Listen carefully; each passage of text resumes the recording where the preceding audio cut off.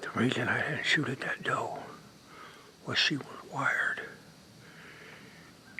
She had that baby with her. And I'll tell you what, that gets your heart moving.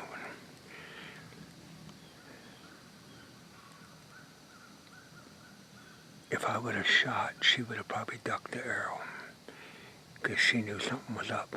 So there was no use of taking a low percentage shot, even though she was wide open, because she could have been down on the ground and out of here.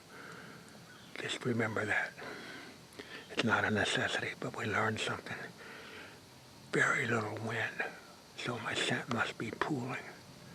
So, boy, who knows what'll show up.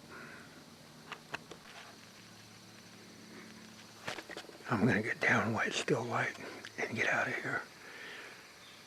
That's the resident doe. I know she'd been up here. But when they're on to you, the last thing you can do as a bow hunter is take that low percentage shot, because she was wired, and at the shot of that arrow, she would have dropped a foot and a half. So it's better off not to start the first night with a miserable experience. But boy, I'll tell you what, didn't take long. I set up in the right spot. There's basically no wind. And what wind there is about 5 miles an hour out of the north.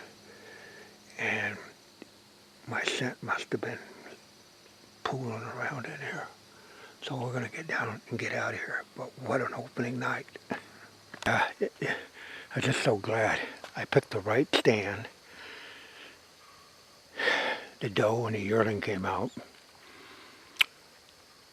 But you can see there's no wind at all. Look at that tree. It's dead calm. So even though the predominant wind was out of the north, and they came from the northwest, but wasn't enough wind. And I sure in the heck wasn't going to start my season off with a marginable hit. So I hope you learned something on that. Don't rush your shot. There's plenty of time. They're walking by, don't know you're even in Clark County. You're going to be calmer, and they're going to be calmer. But she was alert. You could read that, and she would have dropped the minute that arrow was shot. Plus, it was the first night out, so I learned some equipment stuff. You know, you haven't hunted for a year, so to get your camera and all that stuff in and out of the woods and get back on schedule, it's a trial run. But I picked the right stand, and I did have a marginable shot wide open, but I wasn't going to take it because she was too wired. So thumbs down, thumbs up, it doesn't matter. The doe's still alive. So that's what I want. And I learned I got to put some cushioning on that arrow rest because it dropped and that ticked and she took off. So it was just a rehearsal. And don't rush your shots. Consider that a success. I was mature enough to hold off on a shot, but here was the pluses. I set up in the right stand for the conditions. The deer showed up. They went through the funnel that I wanted, that real narrow funnel. Both the doe and the mom went through there. I just had a little bad luck with the wind thermals. You know, they didn't quite blow the wind didn't quite blow strong enough.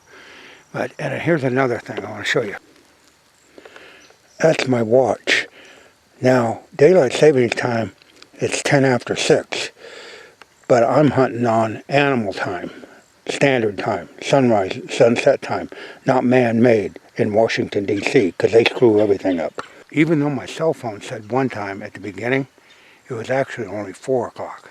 And, you know, now it's only about 15 after 5. So I used all that to my advantage. Plus, I knew in your gut that that deer was wired. You already beat it. If you'd have had a gun or whatever, you could have taken it out. But with the bow and an arrow, you don't want them on the alert. and she was on the red alert, even though she went right through, and it was tempting when she went through that funnel to shoot an arrow, but I thought they can duck an arrow so fast that it would not be worth it. Plus, we got rain in the forecast tonight, so if you got a marginable hit, you could get your blood trail washed out. So you got to be mature enough and have patience, and like I said, everything I succeeded at but the kill. The deer showed up, right stand, right funnel, everything. So, like I said, thumbs up, thumbs down, it doesn't matter to me. I had a great hunt. That's the first rub of the year. I didn't do that with my saw right along the fence line. So they're getting rubbed up.